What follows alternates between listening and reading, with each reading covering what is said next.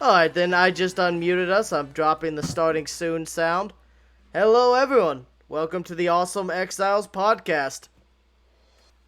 Hello. So, this is our first episode of the podcast. We'll be going over some basic Hello, everyone. introductions. Yes? Yeah. Yeah, so basically, we'll be going over some basic introductions. We'll be going Absolutely. over background, what we all do, what got us into content creation, why we do what we do. And given the fact that we've got a pretty damn diverse group here, you're going to get a lot of different things. Alright, so. My background goes all the way back to the 1970s. I'm the oldest one here. Oh, yeah. So she's got a lot of good stories to tell, I bet. Oh, yeah. Did you want me to go first? Sure, if you want to go first, we could start with whatever you like. Okay. Well, I got started with 35 millimeter film in one of my classes doing stop motion animation. That was in the 1970s. Then, after I graduated high school, I really didn't do much with video. I went into doing plays and I joined a rock band and a gospel band at one point. And fast forward to the early 80s, and I was writing jingles and stuff for local radio stations and actually doing some characters and some skits. And then we will just go ahead and fast forward up to the 90s, where I started writing music and have my 2 albums out. But I didn't discover YouTube until 2011. I mean, I watched things on YouTube, but I didn't actually start creating myself on YouTube.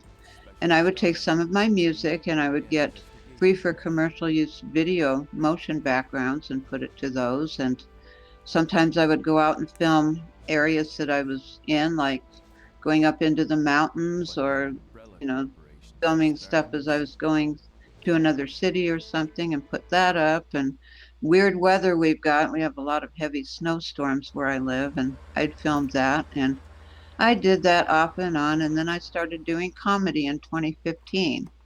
So in 2015 is when AwesomeInsanitySurfers was actually born.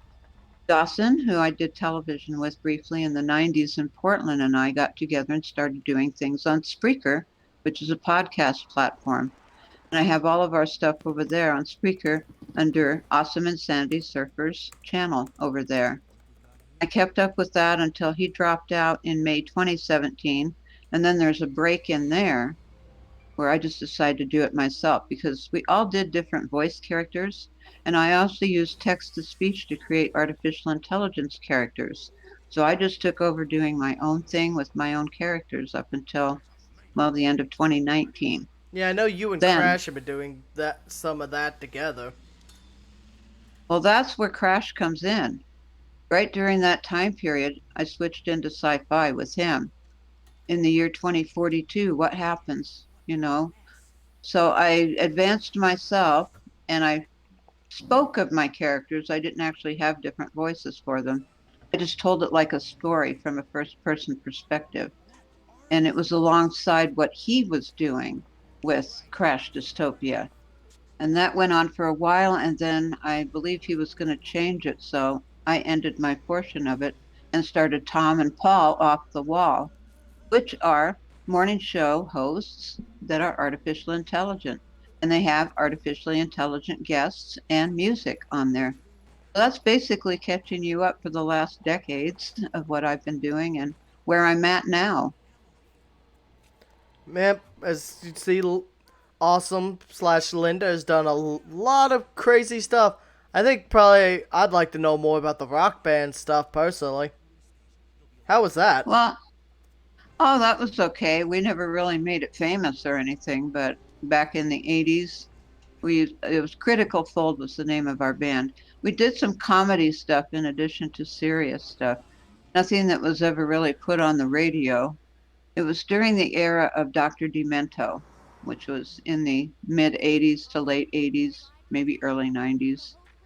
And I know I've got those somewhere on my Awesome Insanity Surfers. One of them is called Demented Menu. I wrote that and did the lead singing on that. And also Debbie Reynolds' Rap. kind of a play on words there between Reynolds Wrap and Debbie Reynolds. And I wrote that song and did the vocals for that too. And John Bantner, he was our keyboardist at the time. We used a drum machine. And my first husband, Jim Carroll, he kind of sang along with it. And so did Bob and Gloria, a couple of other friends of ours. But we did serious stuff, but we did comedy too. Oh, yeah, it sounds like you had a lot of fun with that, though.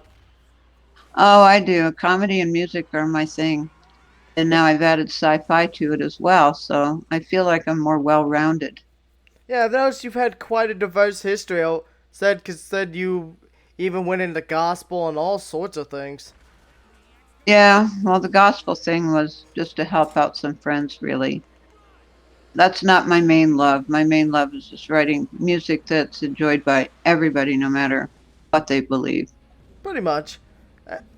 I get that. That's actually really cool. Oh, thank you. How about you? Let's see. Honestly, Absolutely fantastic. let's see. I really didn't get started making content myself until about 2016 when I started live streaming on Twitch.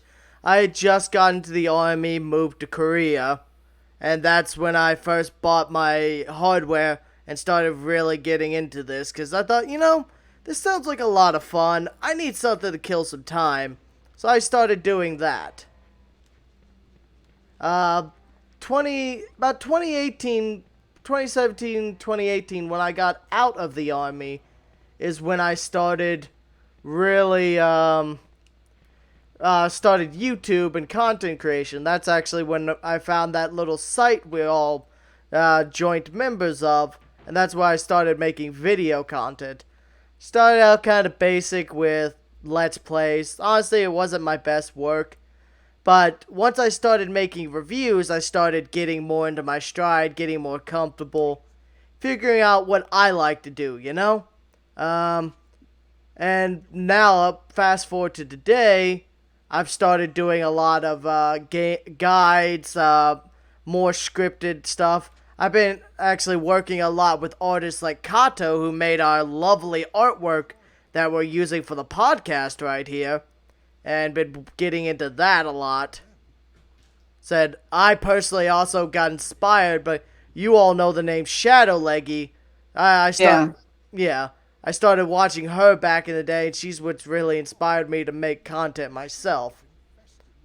But I don't have, I'm not quite done as much as y'all have though. I don't know. You've been out of the country where I haven't. Did some of your experience in Korea give you any inspiration towards what you wanted to create? Well, not specifically in games much, or well, video creation, but it has been inspiring a lot of my cooking that I've been doing recently, and actually it has inspired me to create a new segment on the stream soon called Cooking with Core, which I plan to start doing weekly streams of me showing people my recipes and how to cook and stuff. Oh, sounds Nice. fascinating. Yeah, so I think that'll be a fun little thing to engage people with. Oh, it will be. Yeah, definitely. Yeah, so I guess Spider, you want to go next? Sure. The first time I got into actual video content creation, because like Linda, I had watched various channels over the years. The first time I really started to make video content was in early 2012. And that was right after YouTube had changed their channel layout to the now defunct Cosmic Panda layout. But at the time, that's what they were going to. And at that time, there were a lot of people who were very unhappy with that, myself included. Crash is also one. He's unfortunately not here right now, but he was also part of that bunch of people as well. And basically, I was watching a video that was talking about the changes to YouTube. And in that video, they went to the Google forums, and somebody did a post about a site called Zipcast. And I was like, what is Zipcast? So I looked it up, got on there, and I posted, or I posted my first video there, and various videos that I did there, and then that all ended after Zipcast got shut down in 2012.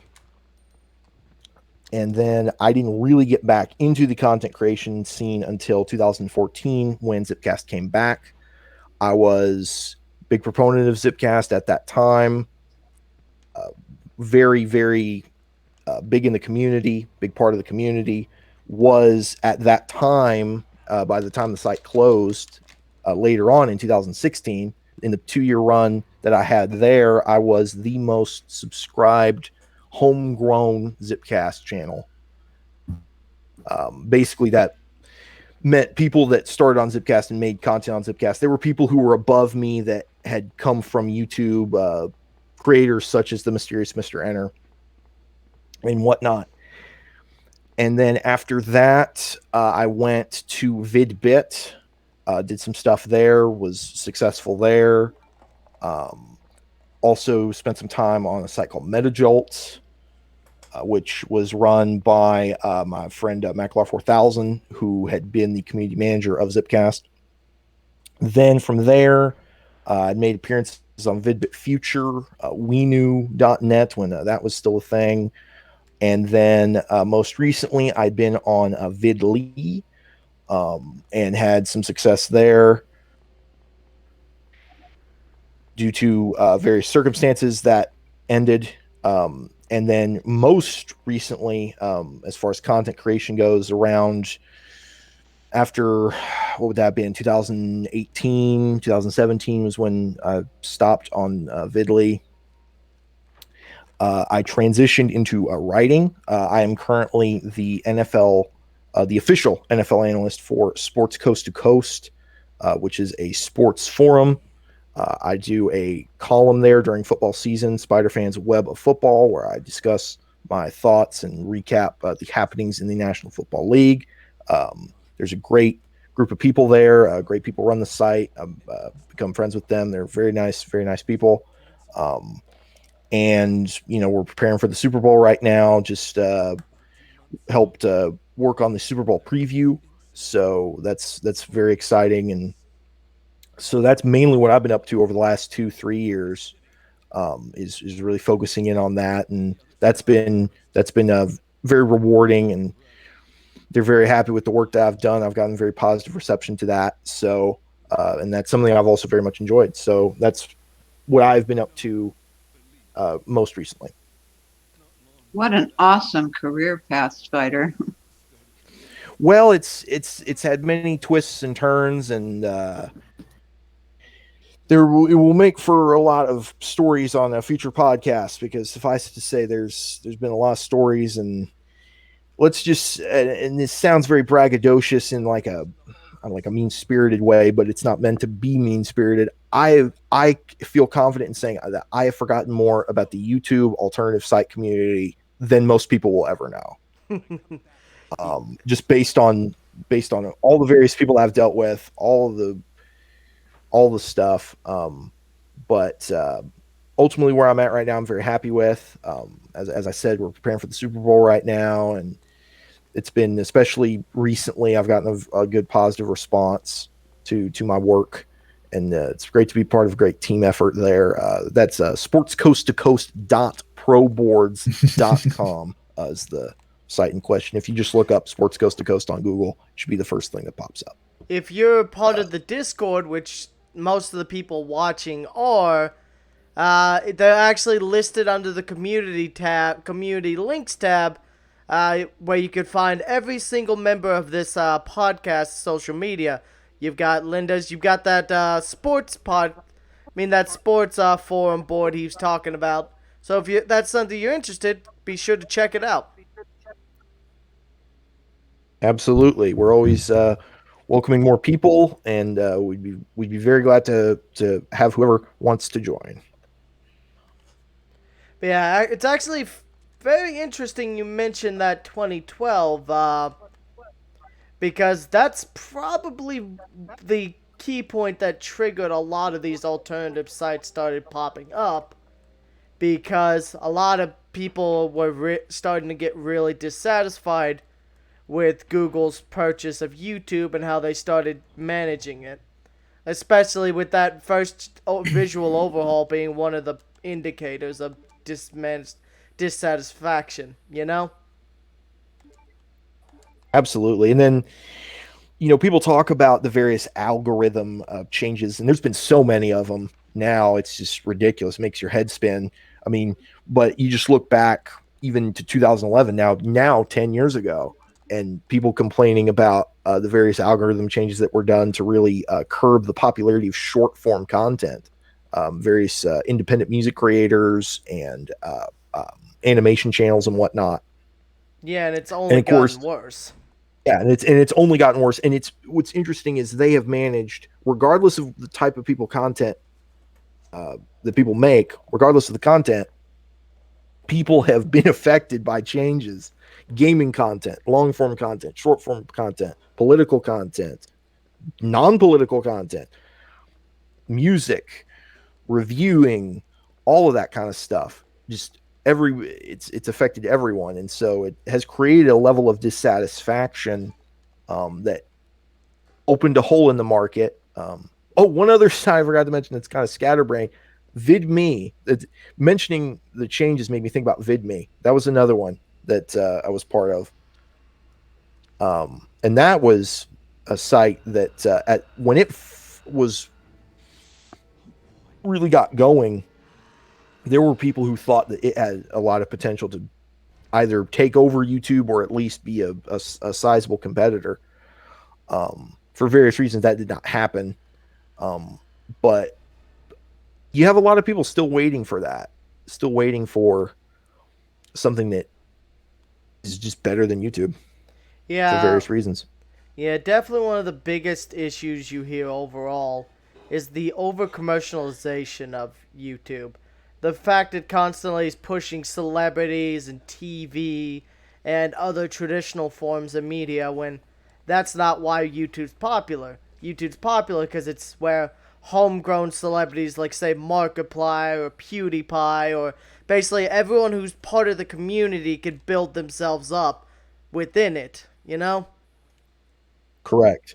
And I actually made a video on Zipcast. I actually made a video on the subject of the whole "Where's the Fair Use" movement, which Doug Walker, better known as the Nostalgia Critic, head of Channel Awesome, he did a campaign. He led a campaign for YouTube to recognize fair use for review content.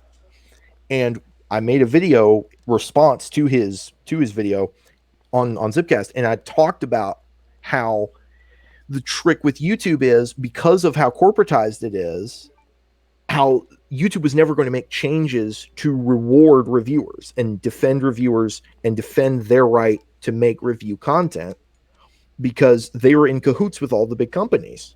It's all corporatized.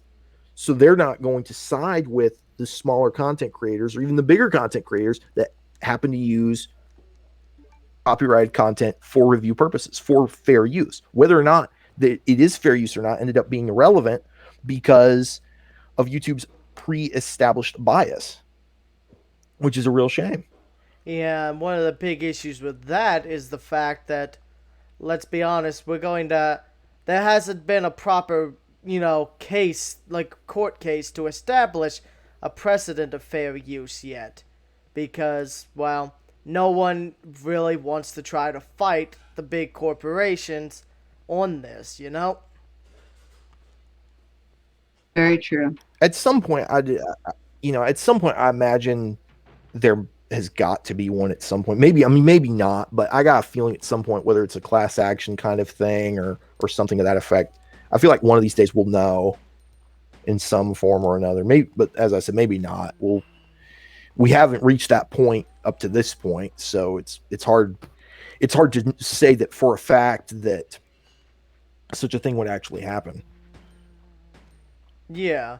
Hey, Doc, you want to introduce yourself?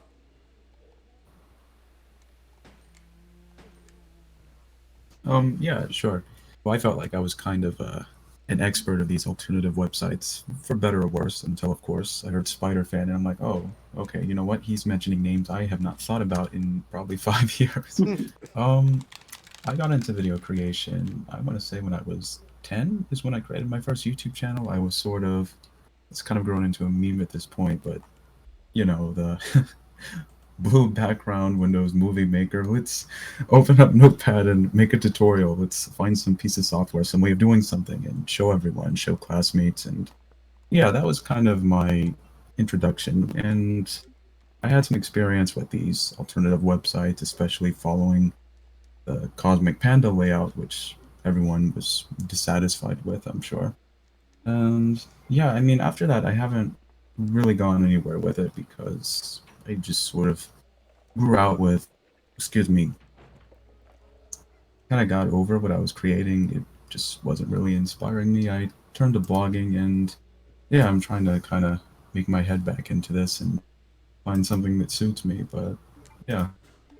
Yeah, I know you've been talking about how you've been wanting to start getting into writing and poetry. You and I have been kicking back some ideas about starting to make a storytelling channel. I know you've been considering doing that. Yeah, I have for quite a while actually. Yeah, I look forward to seeing what sort of spooky stories you can create. Yeah. You do spooky type stories? A little bit. Mostly inspired from dreams. Maybe something for a Halloween special? Yeah. But yeah, so as you can see, the group of us, we all got a pretty wide and diverse background. We've been all over the internet. Said we're still missing one of our people. We're still missing Crash, but he's also got a pretty wacky, diverse history to him. Any of y'all want to try to fill in a little bit of that? I don't Well, know, for but a I'm while very, there, very curious.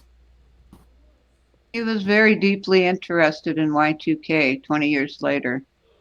And I kind of got into that thinking too. I thought, that was an interesting time in our lives when everybody was thinking this is it. The world is going to end because everything is going to stop because the clocks on the computers can't move forward. Everything's going to blow up. Planes are going to fall out of the sky. And that's, I think, is where he got into prepping, which I think was something I started to do as well. And I still do. I keep a lot of non-perishables in the house just in case. But yeah, and that forwards it, I think, more to when he was doing the Cheyenne series and started with Crash Dystopia. Because we took it a step further. This time it involved the computers that were controlling our world. Not because they were going to stop, but because they were not going to stop. We're talking about the wire in the brain. Where they could control you from that if they wanted to. So what would happen if all of a sudden everything you knew came to an end because you were dependent on that technology? How would you fend for yourself? You would have to go back and look at what you did before the network was in place. The network which provided everything for you. It's an interesting story. You'll have to go check out his YouTube channel. Oh yeah, I definitely recommend that, especially if you're looking into sci-fi dystopian stories. They've been doing an excellent job with that. How I first met Crash, or as he's sometimes known at Lawborn, was actually on one of the sites that Doc was saying that he had forgotten about, WeKnew.net. I had made a appearance there and was making some content there, and actually gotten on the front page there a number of times. I'd gotten to be associates with the then head of We Knew. He was very impressed with my content, and one of the few original content creators that was on WeKnew.net was Lawborn, and he did vlog style content. And being that his content was similar to mine, we'd conversed and whatnot, and he actually made a video response to a video that I had made, if I remember correctly. And from there, we had been on the same Discord and been in the same circles. So that was how I first came into contact with him. Interesting. Yeah, I remember what I we find knew. really interesting. Oh, I'm sorry. Oh, I was just going to say really quick, I remember We Knew, and I remember a lot of you from that too. So I missed that site. It was a really cool site. Go ahead. Like I was trying to say, Spiderfan, what I find really interesting about you is, if I understood correctly, you actually started creating content outside of YouTube on these alternative sites?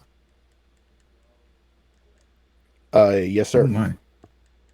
I have one video that was on my old YouTube channel that I've had since late 2010 that I've used for, and ended up, because of the whole Google Plus thing, is also my Gmail, which is weird because you can't do that anymore. But anyway, I have one video that is up on there that was actually never intended to be posted on YouTube, that was intended to go up on Zipcast in 2012. But for reasons, I think Zipcast was having problems with their uploader. It didn't get uploaded on Zipcast initially. In fact, let me send a link. This is how long it has been, because my voice is, I have aged over the years, so this will give it an explanation. I will post this in the Discord here. Just how long that I have been doing this with these sites here. Let me see if I can post this. I don't know if any of y'all can actually get this to go over the stream so then others can hear it or not. But just for purposes here it is. It's still up on YouTube, and it's still gets views occasionally and whatnot. But it's holy shit. Okay, Yep. if you want, I could play a small snippet of it on the stream. You can play. It's a short video. You can play the whole thing if you want. I mean, that doesn't bother me. But if you only want to play snippet, that's fine. Whatever. Yeah, so we don't go too off the rails. Yeah, I'll put a small snippet, mostly because I don't want to derail the topic for too long. No, that's absolutely fine.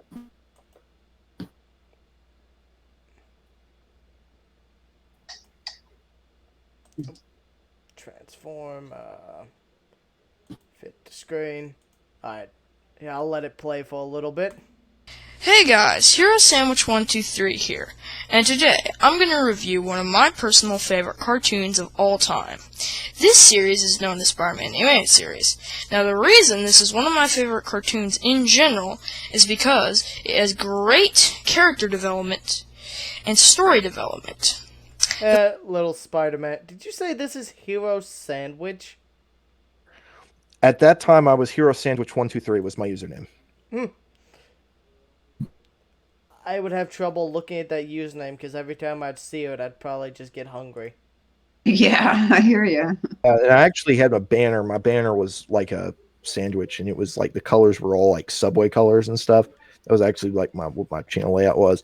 I actually did not adopt the name Spiderfan until Zipcast. I say Zipcast, the 2014 edition of Zipcast. And fun fact, originally I signed up as Spiderfan123, but because at that time I was using Yahoo email, they didn't, for whatever reason, they didn't accept Yahoo emails. So then I was wanting to be Spiderfan 4 to be the nod to Spider-Man 4, which unfortunately was never made, but to prevent a possible taking up of that name because the email didn't work, I just was Spiderfan. It happened to work, and so ever since then I have been known as Spiderfan to the people of the interwebs. Yeah, that's another. Of all the names from that era, you're definitely one of the top that I remember. That's definitely another Yeah. interesting topic, is where the hell our usernames come from. Yeah. Well, AwesomeInsanitySurfers came from Awesome Dawson when he was doing his own thing before we got back together on Spreaker. Insanity is kind of what I described what we are, and surfers is, just looking around on the internet to find our news articles that we could make fun of. So that's where that came from. Honestly, there isn't a Well, big. my name, Yeah, you go, Doc. well, my name wasn't particularly complex. My name was just sort of an abbreviation of my full name. Right now, I'm kind of username less, so to speak. I don't have a username right now. Yeah, so we tend Well, to actually, just call no, him I take Doc. it back. My blog, Oh? Eclectic for You and Me. I forgot. Kind of neglected my blog. I sometimes forget I even have it. Yeah, my name isn't really anything fancy.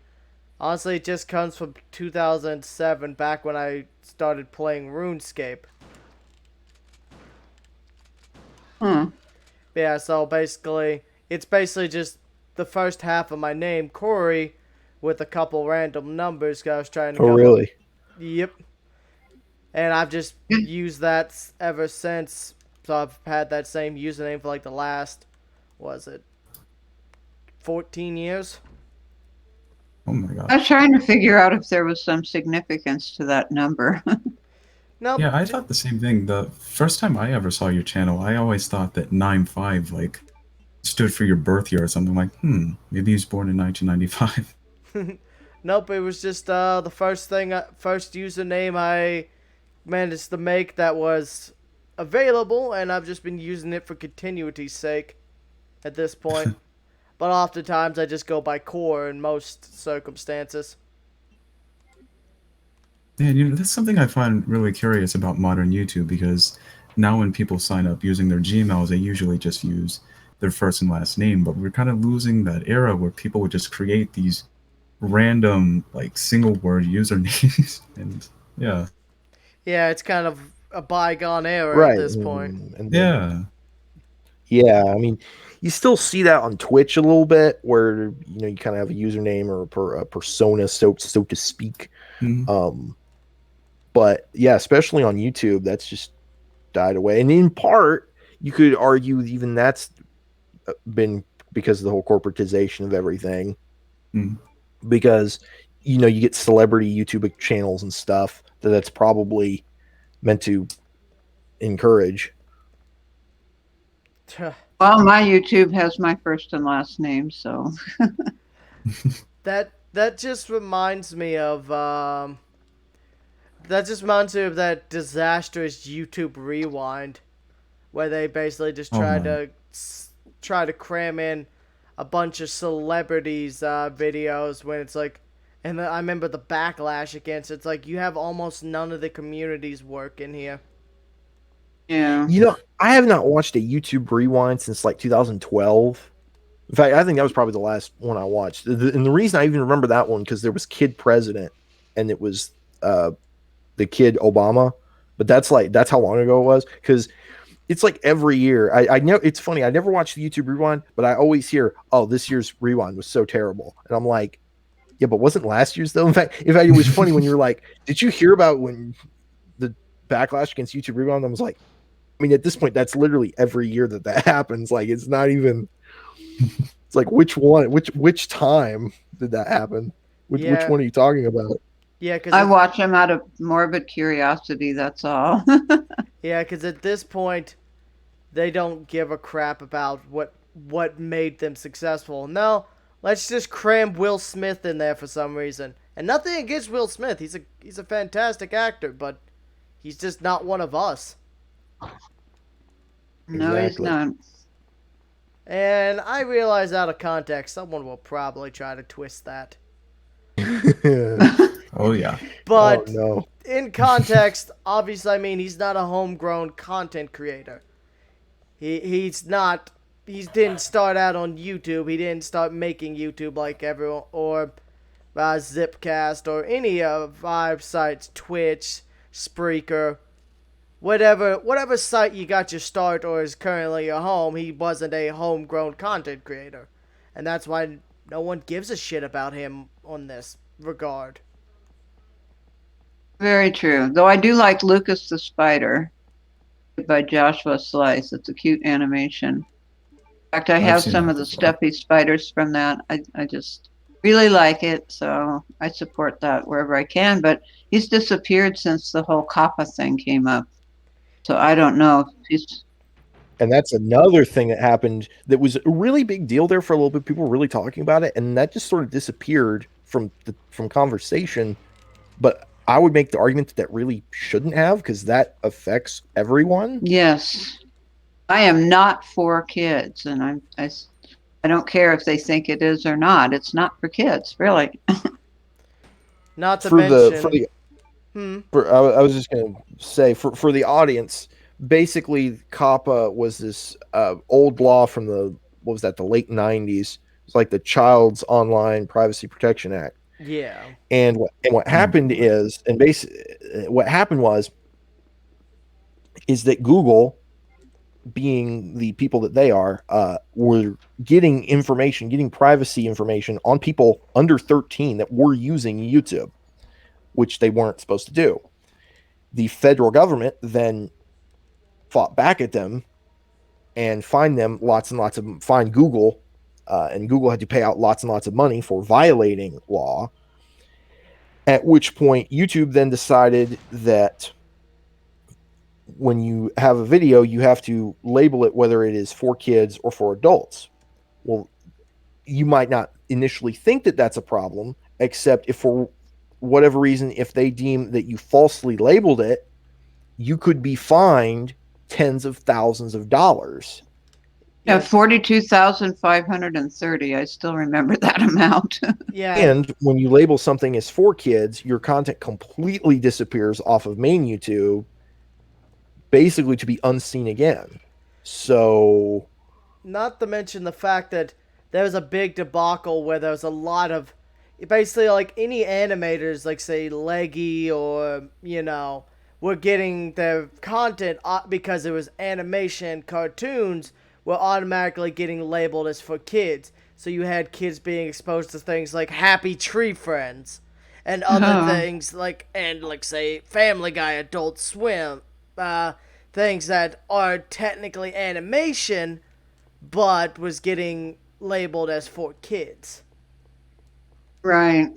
And it was also causing people who was trying to not make kids content but make adult humor, like say Leggy or Gonzo or all those others, were having trouble with monetization because of it.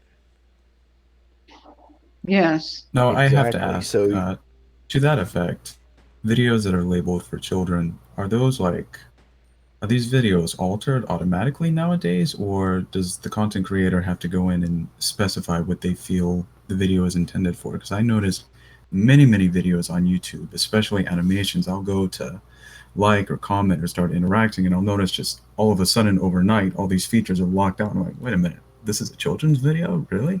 Yeah, because a lot of the times it will be automatically labeled by the YouTube algorithm godbot that, this is animation, it's for kids.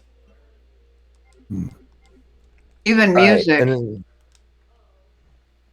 If you are an original that was music creator, you can get labeled that way accidentally too. when I was uploading stuff for archival purposes, just for private purposes, I actually had to deal with the whole, I had to choose basically what my content was labeled as, even though I'm uploading it privately. It's not a public video or even necessarily unlisted. I was literally on private. I'm just using it so when I log into my account, I can have some of my old videos for archival purposes. And I still had to enter that information. I say enter that information. I still had to choose, and it's sort of a freaky kind of thing, because you're like, well, what do you do with just non-adult content? Like,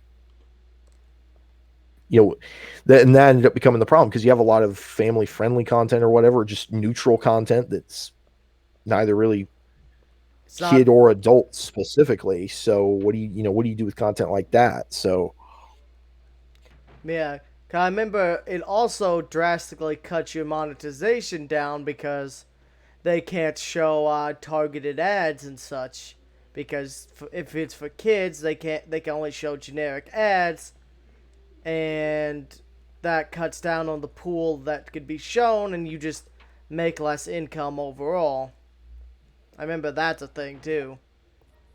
well, and of course the thing with the ads is that not only does that limit the pool of money, but the pool of money is already limited as to what it was 3, 4, 5 years ago, 6 years ago now, where people were really making a decent amount of money due to various controversies, the now infamous adpocalypse, where companies started to pull out of YouTube and not have their ads on YouTube, and thus that drastically reduced what people were making at that time. That, of course, led to the rise of Patreon, Yeah, where what where adpocalypse are we fans up can to? donate.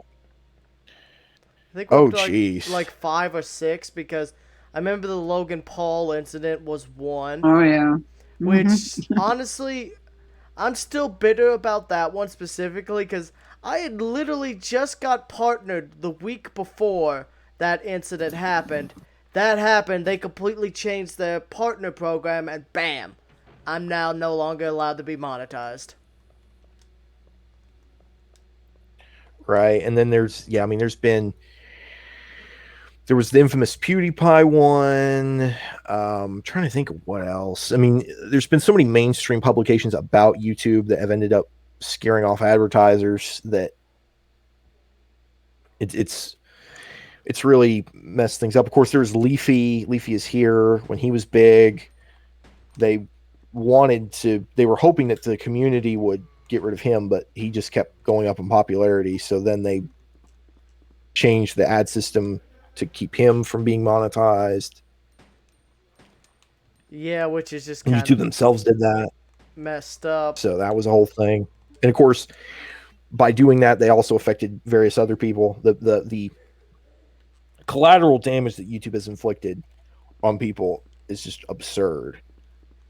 Yeah, honestly, we can honestly mark the turning point is basically after Google bought out YouTube, because that's when all the corporatization started. That's when because I like one of the big benefits of the original YouTube, which I've noticed a lot of the alternative sites try to replicate, is how personalizable your channels used to be. You used to be able to upload background images and set color schemes and all that, which was done away with. I want to post this in the Discord, our Awesome Exiles Podcast Discord. We might actually play some of this, and this is actually on the topic. This is a video from when did this come out? This is 2009. 2009 was when this video is from, maybe 2009, 2010. This is a video entitled, what is this? HuluTube phasing out of YouTube.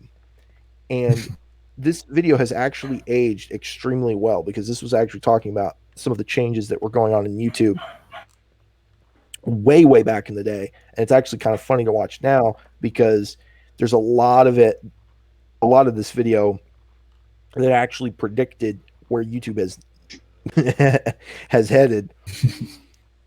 I actually remember some of those changes, like right around the time of that Viacom class lawsuit. There were like these video on demand columns on YouTube where you could watch like pay-per-view content, and it would have ads on the videos. And yeah, it was essentially becoming like Hulu 2.0. Even in 2009, it was becoming blatantly apparent that YouTube was kind of phasing out this whole community-driven sort of service for just video on demand, competing with other streaming services that would later rise. Yeah, I remember there's also been the YouTube Now, YouTube TV. They've been pushing a lot. Did they close one of those down? Which doesn't even make sense. Might I just say YouTube TV? That name doesn't make any sense, because it's not you. It's just a streaming cable package, basically. Just a package of already done TV channels that's streaming. So there's no community aspect to it. So they literally only use the name YouTube because people know what the name YouTube is. And they know But it's a total sell. oxymoron. It's a total oxymoron. If I mean, it at was this like point, I'm Google TV expecting or them to call it something, like it would Google Play make more TV sense. or Google Plus TV. Yeah. Google Well, and TV. it's. Well, I think here's the thing. I think they would have like maybe 6 years ago, even sooner than that. But because Google launched Google Plus and really wanted that to be a Forget success, it. and it just didn't take off. I mean, Google Glass. I mean, there's been various things that have had the Google name. It's actually kind of funny. For as valuable and as successful as a company as Google is, there have been various projects that have had the word Google in front of it. And like with the exception of the Google Pixel phones and like even the Chromebook, like a lot of their other products or services have completely failed or underperformed to the point where they don't want to put their own name on something like YouTube TV. Well, it's funny. My smart TV, you've got Netflix on there, and then if you scroll over one, you can get YouTube TV. I don't watch it, but I do watch Netflix.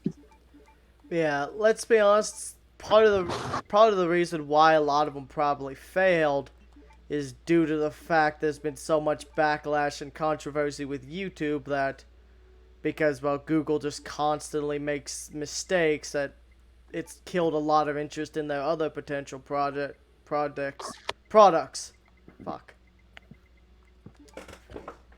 Well, and that's obviously a thing. And what was funny was I remember when YouTube did the whole YouTube Heroes thing, which was basically people could sign up to become moderators of YouTube. And I remember in their announcement, they made a big deal about you can flag videos. And their whole plan was they said, we're going to hire 10,000 people to flag content on YouTube. And yet, when they did the video of like YouTube headquarters in San Francisco, there was so few people there. It was just absurd. And it was like, well, why don't you have more of a team to make the site better? And it's like, oh, we'll make the site better. We're going to have a bunch of people flagging content that they think is inappropriate. And you go, why wouldn't you make the site better just as far as from a technical perspective or from a copyright perspective or any of the other things that people are wanting to improve on YouTube? Yet so that people that we don't know are flagging content that they don't like for whatever reason. I mean, that's just craziness. The vid SS. What's Yeah. funny though is actually now we have the opposite problem. Now the moderation of content is done all by AI and bots, and it causes so many false flags that because there's no human element to it that's manually approving these. So a lot of accounts are getting striked and shut down because they don't have that human element anymore. Oh, that's especially a death blow for the fair use case. Yeah, because that's caused a lot of fair use issues where it'll just automatically flag any sort of content. Yeah. And that's one thing, despite being the internet journeyman that I am, having gone from site to site and having story to story, I've never had to deal with the issues that people have had to deal with on YouTube. And it seems obvious, like, well, you haven't posted content on YouTube. No, been on these other sites, I haven't had to deal with the issues. I haven't had to deal with copyright issues. I haven't had to deal with COPPA issues. I haven't had to deal with false flagging, any of that. I haven't, community strikes by people, to revenge strikes or whatever. I haven't had to deal with any of that just because regardless of all their flaws and, a lot of them just haven't panned out or haven't, stuck around. A lot of the other sites didn't have any of those problems. And so ultimately, even though, they didn't pan out necessarily, I can't say that I regret any of that because having heard the stories of other people, I feel fortunate to have not had to deal with any of that or have my channel randomly taken down and have to be on a phone call with YouTube for 6 hours or whatever. Like I haven't had to deal with any of that. So I feel very fortunate that I didn't have to deal with that. I feel fortunate that I didn't have to deal with any of that. I've been thinking about that actually. Can you even call YouTube or Google anymore with account issues? Because I heard about this I one personally don't YouTuber. know. I've heard about people doing that, so I can't speak from personal experience. I just know that there have been various YouTubers that I have followed that have done that. Oh my.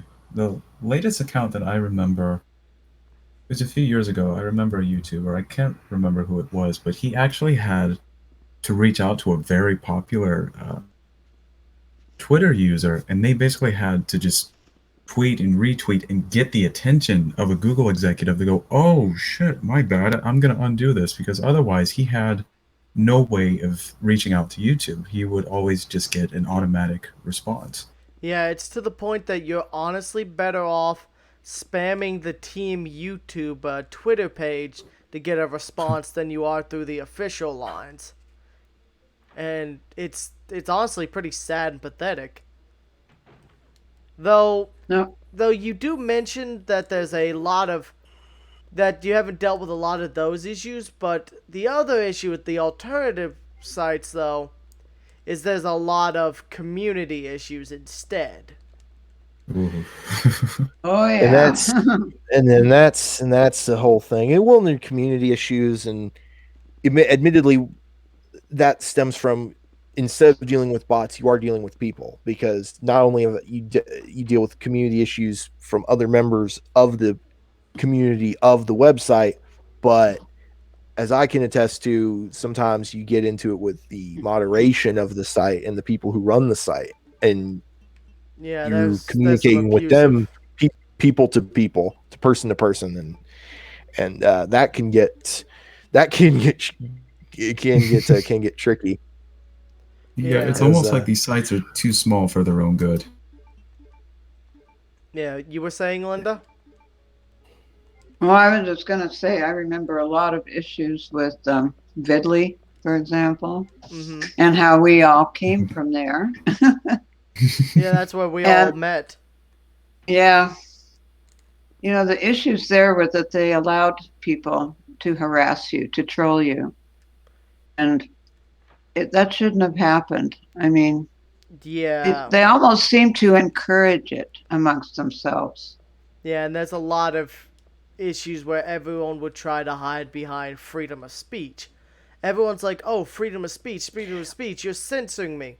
It's like, one, freedom of speech only protects you from the government.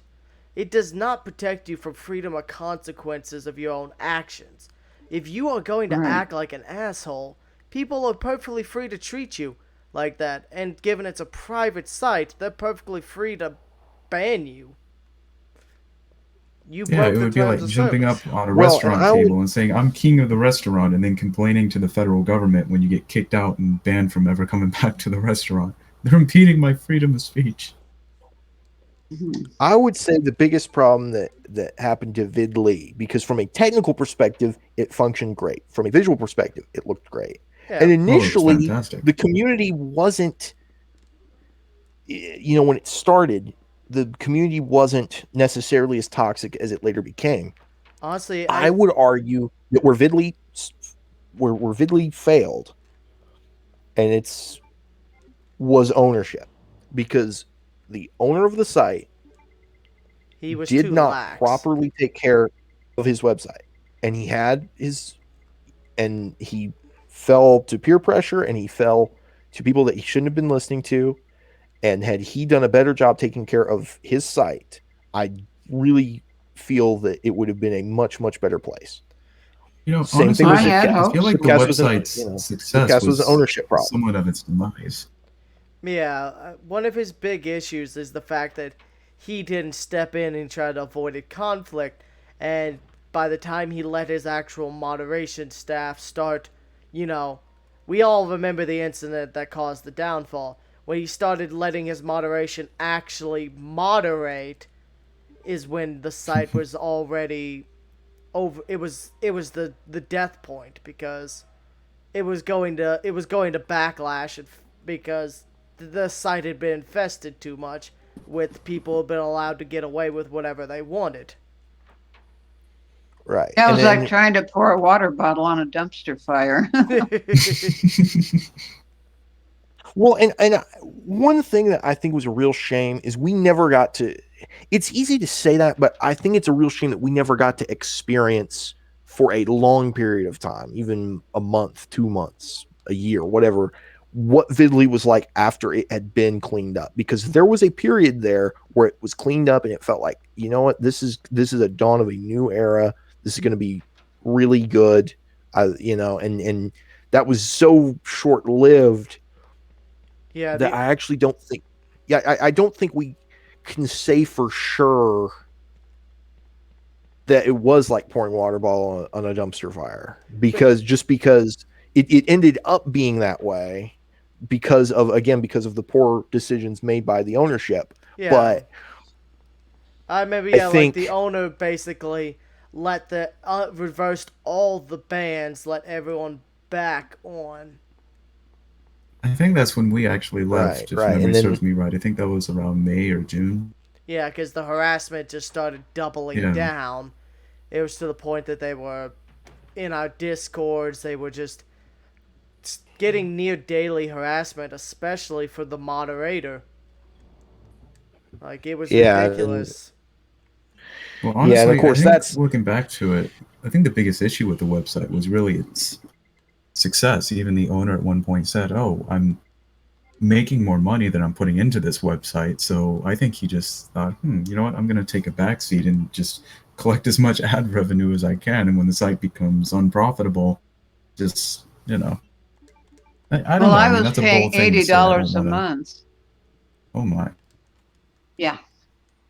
Oh, And see, here's the thing. I think that strategy, it seems like that was a bad strategy by his part, or a selfish strategy on his part, or whatever. I don't think that was necessarily the worst case scenario. I just think instead of, okay, he wants to be hands off, that's fine. Then you have to put the site into the hands of competent people or a competent person who knows what they're doing, and let that person have the freedom to do what they need to do to make the site as good as it can be. And ultimately he did, and the owner of Vidley did not do that. I think had he done that, had he just let it be good and not interfered, even though he made a point of not interfering, I think things would have been much different. Coming from my experience, and this could be a whole nother episode because we could do a whole episode on all this. Zipcast, that was another ownership problem. Just long, very, very long story short, to be continued another day. That was another site that had an ownership problem. VidMe, that place had an ownership problem. So that's the community. Obviously, you have a toxic community or whatever, and trolls and whatnot, and that's obviously not good. But I think if you have great ownership or competent ownership of a site, I think that is less likely to happen. Yeah, is honestly, what I would say in a lot of words.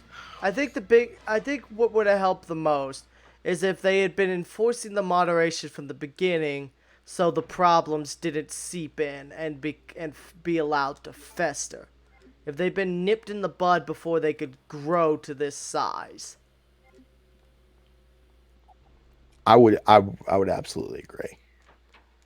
Or once, as I said, or if you're not going to start out that way, then once you make the decision, hey, okay, this really needs to be cleaned up. This has gotten too toxic. This has gotten too nasty. This is edgy, whatever the case may be. This has just gotten to a point where something needs to be done about this. Stick to your guns. Stick to it. Being chickening out is the worst case scenario. I think the And that's issue exactly what was, happened. I think the other issue is he probably saw it as I'm now going to be potentially losing some of my ad revenue, so I'm going to bow down and let baby have its bottle, basically. exactly.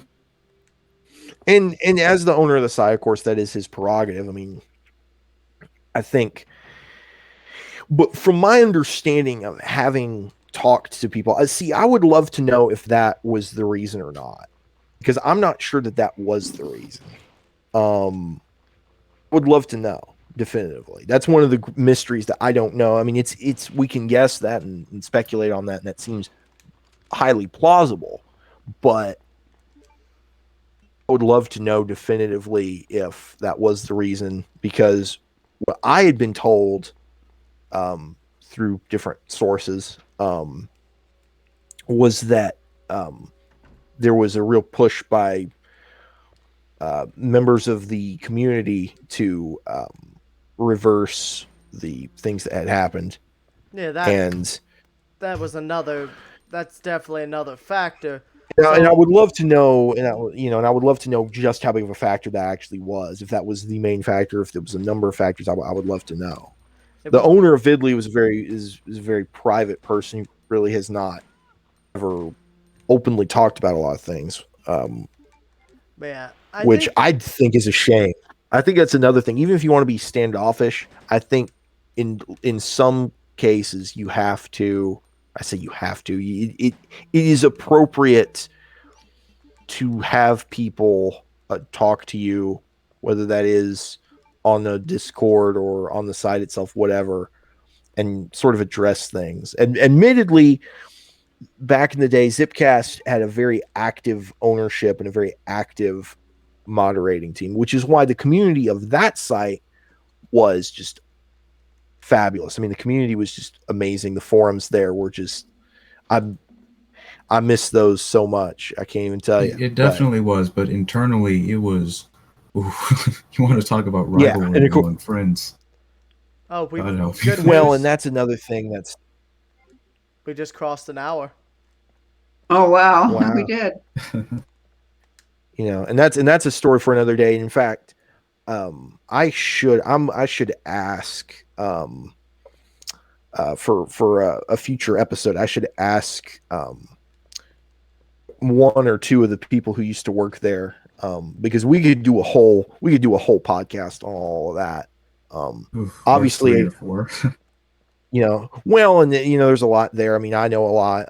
Doc, you seem to know various things. So just from our perspective, just on the outside, we could do a whole thing on that. But I think, I knew some of the team people. I think it would be interesting for them to talk about it. But that's for another day. That is for another day. Yeah, I think at the end of the day, we can all agree that it was definitely a combination of factors that brought about the downfall. Yep, exactly. Oh, exactly. Yeah. And it's a shame. It's really a shame, because as we have discussed at length, in this podcast, YouTube is not where it should be as a site. From a moderation standpoint, from a community standpoint, from a technical standpoint, from a whatever the case may be, design standpoint, it's not where it should be, and it's a shame that YouTube is where it's at. And so because of that, when alternatives fail, it leaves a hole, because you go, the big platform isn't what it needs to be, isn't what it should be, and that's a shame. Can I get a different product? And you get that different product, and then that doesn't work out. And you go, well, dang, man, this is just a shame. I think, anyway. Yeah. And let's be honest, the best thing Vidley had going for it was the technical side of things. The developer did a very good job with constantly trying to incorporate community feedback, introducing, user-made themes that everyone could customize their visual preference for the site, Like how from you a could technical standpoint, it's honestly a dream come true. It's really a shame that it turned out the way it did. It was all style, no substance, unfortunately. Yeah, because the community is pretty much what led to it to fail. Ultimately that was its big down point. Because if it had the proper community backing it like YouTube does, honestly, it could have been a real competitor. Yeah, and then of course you get a site, that was with VidLee. Then you get a site like VidMe, which was also great from a technical standpoint. Really felt modern and really felt like the kind of site that you would think could at least at some point compete with YouTube. And then of course that had ownership problems, and that was just a real shame, because I look back at VidMe and I'm just like, I still miss it. I still look back and go, dang, that's a real shame that didn't pan out, because that was a site that had a lot of potential as well. Also, hello, Black Cat. If you don't know, Black Cat's one of my community members. He actually was part of that site as well. And he's actually... Have you heard of a new site called Trackle? No. No, I've not. He's, if I remember correctly, part of the moderation there. I can't remember if it's the site moderation or the Discord. But that's been a new site I've been looking into. Though I'm not sure how great it is. If y'all are checking the stream chat, Black Cat, you want to give them some information on it? I'm going to go to the bathroom for a moment, though. Okay. Yeah, I had a lot of hopes for VidMe myself. One of the things I didn't like was the fact that they seemed against certain people if they didn't know who you were when you joined. It was very hard to get verified, and I never did get verified. That was my only real problem with them. Yeah,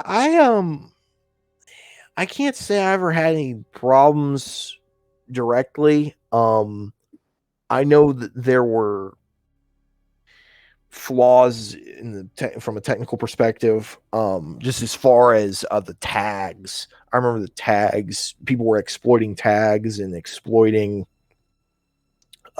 subscriptions and whatnot, and that wasn't ideal. But as far from a video content creation standpoint, the quality of the content was high, and from a community perspective, it was high quality as well, because it was a very positive atmosphere, which was really nice. So you had a lot of high quality content and seemingly high quality people. Subscribers again, much more easily than YouTube there. Well, of course. I mean, the thing with YouTube is the algorithm is so artificial. I mean, obviously it's a computer algorithm, but I say artificial just because you have channels that get successful because of a certain algorithm that they use.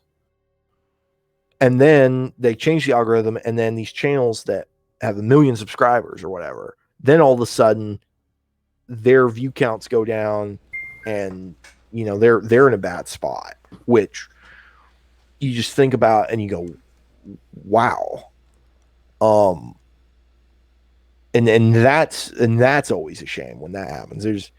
YouTube's never consistent as far as how to grow, type of content that's successful, all that kind of stuff. It's never consistent regardless of what you do. It's never consistent. There's no. It's actually funny you mentioned that. Even when a pattern, even when there's a pattern that develops, then they change the pattern, and then they mess with people, and that's a shame. Yeah, it's funny you mentioned that, because I've actually been seeing. So there's a bit of a bug with the algorithm right now that's been prioritizing people to spam. The community feature. Basically, spam a bunch of keywords in their community post, and for some reason the algorithm just picks up like a bunch of random keywords, and the algorithm's just like, oh hey, we'll dump this on everyone who's remotely interested in any one of those topics you just mentioned, which has been making the rounds recently. I could believe that. Yeah, now, on the note of VidMe, I really never kept track of this website. It's probably the one that I know the least about. What led to its demise? I mean, why did it close down? It seemed so successful when it started. it ran out of money. It was a startup and it ran out of money. And initially it seemed like, and then initially it was like, oh, that's a real shame. But then there was a video that was posted. Let me see if I can find it. It was actually, let me see if I can find this. Because I remember, and I don't mean to spread any unprecedented rumors, but I remember hearing people like talking conspiracies, like, oh, the owners of VidMe are pro pedophilia or pro this and that. And I remember there was just a lot of weird shit surrounding that website. I can never pinpoint where it came from, though. There's a lot of people who will slander sites if they don't like it. Like, Yeah, you I remember this got pretty far, though. Like, you remember some of the twisted stuff they said about all of us. So, Yeah. I actually don't. Yeah. Well, give me a few minutes, give me an hour with the Wayback Machine, I'll remind you. Oh, I already know what they said about me. Let me see. Okay, here's a video. This was a clip. I actually found this. This is back when I was still on VidLee. I had so much sympathy for when VidMe shut down. I was like, oh, that's such a shame. And then I found this video, and you can put, this is a 20-second thing. Apparently, in this, VidMe talked about running out of money. So share this core on the stream, because this video right here then gave me, I won't say anger, but it made me very unsympathetic toward VidMe losing money. Agreed. I saw that too. Alright, I'm going to put the web capture up and let it ride. Because it's worth watching. When I say poor ownership, once you watch this clip, you will realize when I talk about poor ownership, mismanagement. Mismanagement, this will give good context. It's a very short clip, so you wouldn't think it would give that context. But then once you see it, you'll go, oh. Alright, y'all ready to let me play that's the definition. Yes, sir. And that's what startup money gets you. Not a startup office without BVO champagne. I'm pretty sure this bottle was like $1,000. Very expensive. Again, startup money. We don't know what to do with it, so we just splurge on things like this. That's what startup money gets you. Let's see what we got here. Yeah, okay, so yeah, that definitely explains why that particular site died. Was that real? That was real. Yeah, that was real. Oh my god. It almost seems like a college once I humor saw video. that. Yeah, once I saw that, I was like, oh. Yeah, that's what startup money gets you. It's like, yeah, I love that.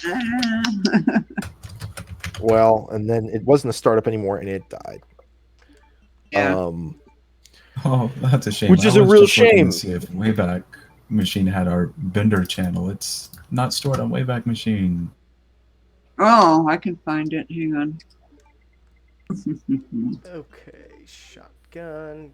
So again, poor ownership, mismanagement.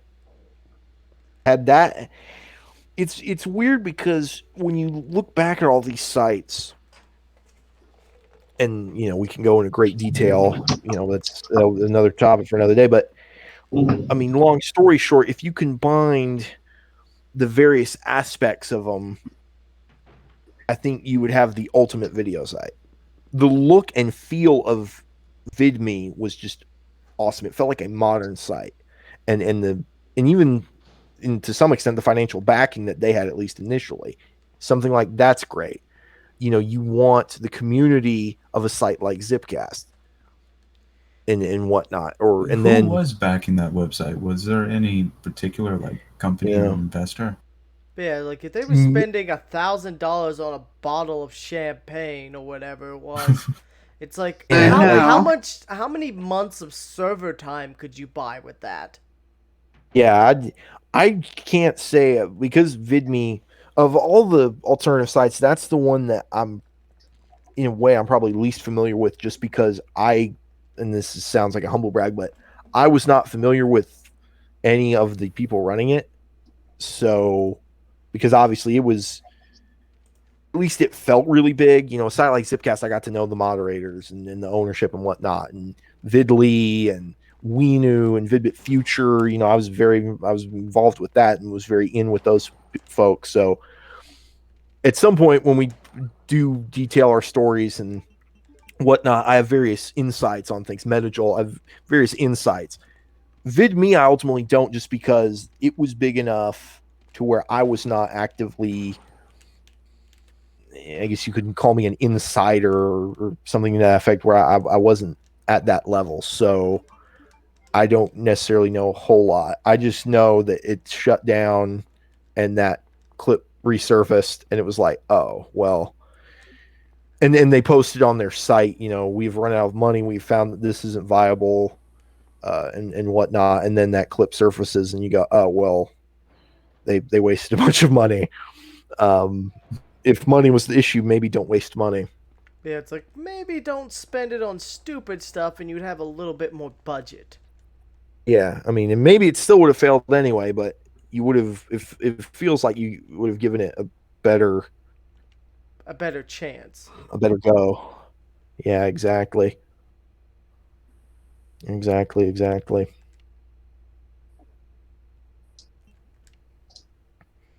Well, does anybody else really? I feel like we've Covered it all. Yeah, I mean, I feel like at least for this initial, you know, we've introduced ourselves and sort of gone off topic as far as talking about some other things that we might want to go into more detail later. But obviously, we've talked enough to where going into further detail, at least initially, it might not be the best idea. So yeah, because they're enough to warrant whole topics, a whole discussions. Yeah. And retrospectives Yeah, on exactly. their own. Right, exactly. And I think we should do that, because I think that would be something that no one else on the internet has done. So I think that could be very interesting. At least I think, anyway. Yeah, I could. I still have some screenshots from some of the former founders of Zipcast that I've kept on my machine for years. I'm not sure that's very wise to disclose, though. All of those places that we've been and all that we've witnessed in all of these alternative sites is part of who we are and how we got here. Exactly. So I think it is relevant. This is an excellent point, Linda. That's an excellent point. You know, of course, our main topic was, you know, how we got to where we are, and that is how we got to where we are. This is an excellent point. Yeah, we wouldn't be the content creators we are today if we hadn't have dealt with those sites and situations and been there and done that. Right. Been there, done that, won't make the same exactly. mistake twice. Or in my case, third, fourth, fifth time. Well, or in my case, I mean, I've I should count at some point. I should count. In fact, let me do that just at the end of this stream here. Let me count. Okay, so Zipcast, and then how many times? Because it went up. And well, down like Zipcast twice. Okay, so Zipcast twice. So, Okay. but I just Zipcast, and then there was a point where I was on vstreamers.com at one point. That was very short lived. That's a story for another day. vStreamers, Vidbit, Vidbit Future, Weenu.net, VidMe, Vidly. I guess that would be seven sites, and then Zipcast was twice. So that would be 8, and then Metajolt would be 9, so 9. Oh my. So in my case, it's 9. Well, let's see. I don't know what that says about me, but Well, I got one that you guys probably don't. Daily Motion. That was the first place I tried after YouTube. Oh. So Daily Motion, Vidbit Future, Weenu, Vidly, Kookblue, which didn't work out so well, LBRY, which is a decentralized site, and I couldn't access my stuff there, so I left. I know there's more I'm not thinking of, but those are the basic ones I remember, along with VidMe. I think another one. Upload Stars, Upload Society, whatever that was. God. Yeah, that was the site where God hasn't walked. No. Yeah. So sorry to interrupt, Linda. You were trying to think of ones. That was another one. That was 10. Yeah. They used to call it Upload Society. And I'm pretty sure Yeah, it was Upload even Society. worse. And Upload Society. I guess we live in a society. Ugh, Yeah. no, it's a society. So sorry about that. You're talking about the various sites. It made me when you mentioned that decentralized site that you weren't crazy about or whatever. I was like, oh yeah, I remember that. I remembered one more. Kukla's the only one I ever got kicked off of. I don't know if you remember my Leebots animated series. Well, they didn't approve of it and banned me, so. Oh yeah, I Oh. remember that. I only made that mistake once. I started my content creation joint on YouTube and Vidly. Though I was structuring it where I'd put content out the Vidly first, and then like a week or two later it would go on YouTube. After the massive, well, clusterfuck, let's not put in any other unclear terms. After that, I said, you know what? I'm not messing with this. If there's one thing YouTube has, it does have more stability. It's not going anywhere. And as bad as the community can get, it's still not that bad. So I'm going to stick where it's stable and start growing my... That's why I've stuck with that in Twitch. Somewhere I can really work to grow my stuff. Yeah. You know, on the note of YouTube, there's something that I've been noticing for years, and it's not an isolated incident. I've seen it a number of times where, like, I or somewhere else will put a video on it. It'll be, say, 1080p, because YouTube uploads, like, multiple copies of the same video, and it just streams whatever quality you select. I would go back and look at, like, say, a 5-year-old video that I know was uploaded in 1080p, and there'll only be, like, a 360p copy left, and it will just like randomly disappear on videos that haven't been viewed all that much. Like YouTube's like, let's save a little server space. Not to mention Wow. YouTube's overall compression issues and audio, like video and audio compression issues. Yeah, I'm really curious what bitrate YouTube even uses anymore. I know at least in like 2015 there were like 2 streams. One would be the video, one would be the audio. The audio was somewhere like 90 kilobits per second or so. I'm curious if they actually made that lower over the years. Oh god, that's worse than public radio bit rates. I mean, not if it's...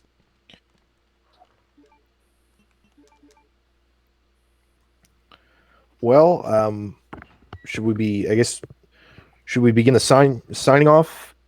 I said, well, I guess, how would y'all take- like to taking end turns? this? So it's been about, we're about to hit 1 hour, 30 minutes, so that's about where I think we should have our streams, about 1 to 2 hours. Okay. Yeah, I think we've covered as you said earlier, Core. I think we've pretty much covered things. So. And yeah, Black Cat responded that, yeah, they have compressed a lot. Oh my. You mean just selectively going back and compressing old videos that they don't think people are going to click? No, I think just in general, like the compression and, like I've noticed if you play a video game that has a lot of dark segments, like say horror games, in many cases it'll be hard to make out what you're trying to see in some spots because the dark and the light will just get all messed up due to video compression. Oh my god. Which is, I mean, considering YouTube, we sort of community members of YouTube aren't necessarily where YouTube is making their profit. I guess it kind of makes sense that they would cut some corners. Yeah, well, It's at this terrible. point, the amount of corners have cut, it's turned into a damn spear. Yeah. And the ball's rolling downhill. Wow, that's actually a pretty good analogy. Yeah.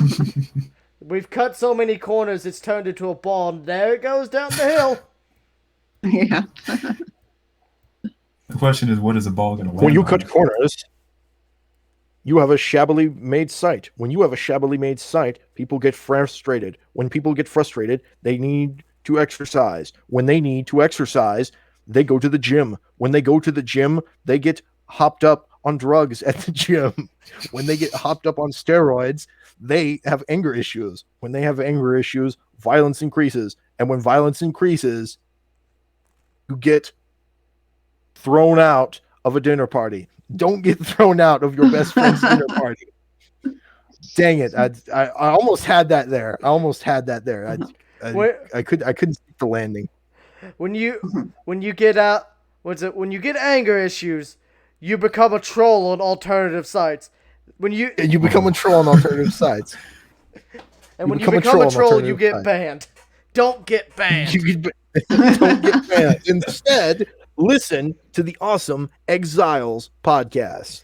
Yeah. Yes. All right. So this has been Core. And Linda from Awesome Insanity Surfers. This has been the official NFL analyst for Sports Coast to Coast, Spiderfan. This has been, I'll work on that. For now, we just call him Doc. Doc. Doctor of what? Dr. Feelgood. But yeah, so we hope you Dr. enjoyed. Melancholy. We hope you enjoyed our stream. We were glad to hang out with y'all. And join us back next week, probably around the same time. We'll try to come up with another interesting topic for y'all. Hope y'all had a good time. Take care, everyone. Go Chiefs. Doc, you want to say any last passing words? Passing words. Alright, and we'll see y'all next time.